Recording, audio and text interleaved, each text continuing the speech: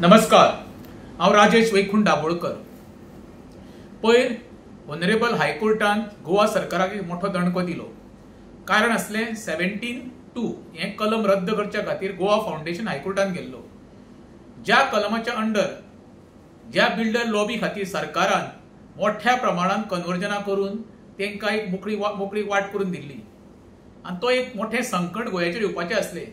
हांव तेका लागून ऑनरेबल हायकोर्टाक मनापासून धन्यवाद म्हणटा आणि जो याचिकाकर्ता आसा आमचो क्लाउड म्हणजे गोवा फाउंडेशन तांकांय धन्यवाद म्हणटा।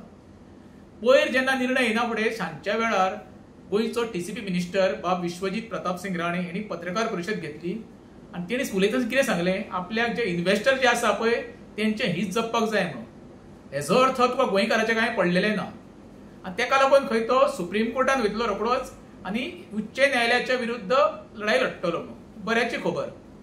त्याच्यानंतर काल त्यांनी परते सांचे पत्रकार परिषद घेतली रातची 2:30 सुमार आणि त्या वेळार खंय तरी मुख्यमंत्री आणि गोंयचो प्रदेशाध्यक्ष दामू नायक हेच्या बरोबर बसून चर्चा केली आणि त्या चर्चेन ठरलें खंय कितें म्हणून सर्वोच्च न्यायालयान वचपाचें ना म्हणून। म्हाका दिसता गोंयच्या मुख्यमंत्री डॉक्टर प्रमोद सावंतान विश्वहिताक कसलें तरी इंजेक्शन मारलें जेणे करून विश्वजीत बॅक फुटार गेलो हे विश्वहितान सांगचें। हांव दोतोराचें आनी तशें प्रदेशाध्यक्ष दामू नायकाचें जे कान मंत्र विश्वहिताक दिला त्याच्या बद्दल धन्यवाद म्हणटा। देव बरें करूं।